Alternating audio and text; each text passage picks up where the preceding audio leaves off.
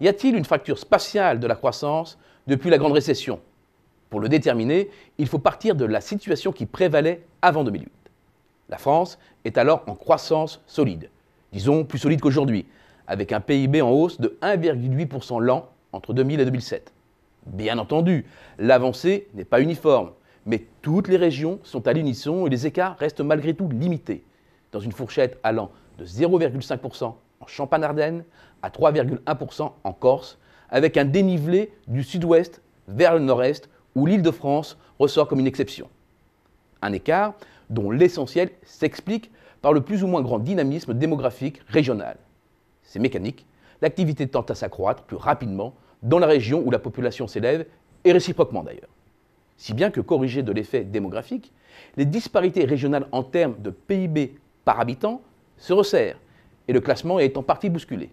Comme le montre ce graphique, le PIB par habitant en volume s'élève en moyenne de 1% l'an en France, avec un plus bas en Alsace, plus 0,2%, et un plus haut dans le Nord-Pas-de-Calais, plus 1,6%.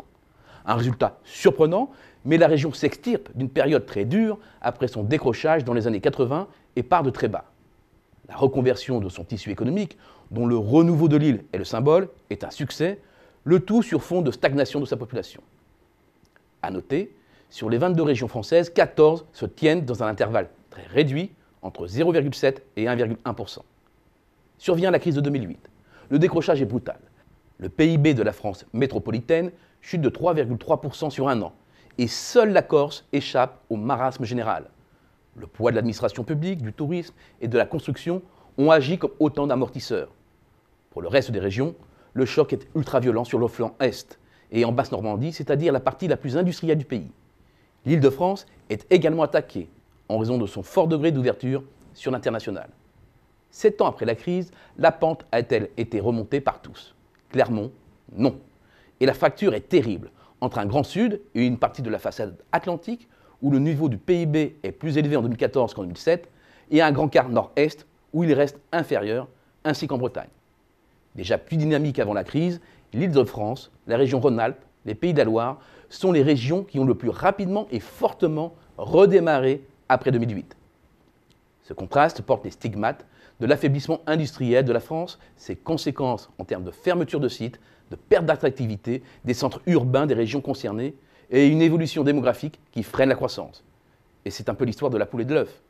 La faiblesse de l'activité entraîne celle de la démographie qui en retour pèse sur la demande et freine l'activité. Le bilan est là.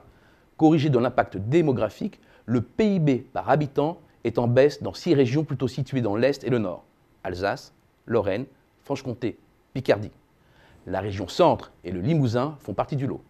En d'autres termes, la population s'est appauvrie dans ces régions entre 2007 et 2014. Quant à la Bretagne et la Bourgogne, elles s'en sortent à peine mieux. C'est en revanche dans un grand quart sud-est, les Pays de la Loire, l'Île-de-France et le Nord-Pas-de-Calais, que la situation s'est le plus redressée, sans oublier la Corse, qui reste un cas à part. Toutes les régions ne se sont donc pas relevées de la grande récession. Et l'après-crise révèle davantage de disparités, aussi bien en termes de croissance que de variation du revenu par tête entre les régions. L'écart a été multiplié par 2, et certainement dans les régions elles-mêmes.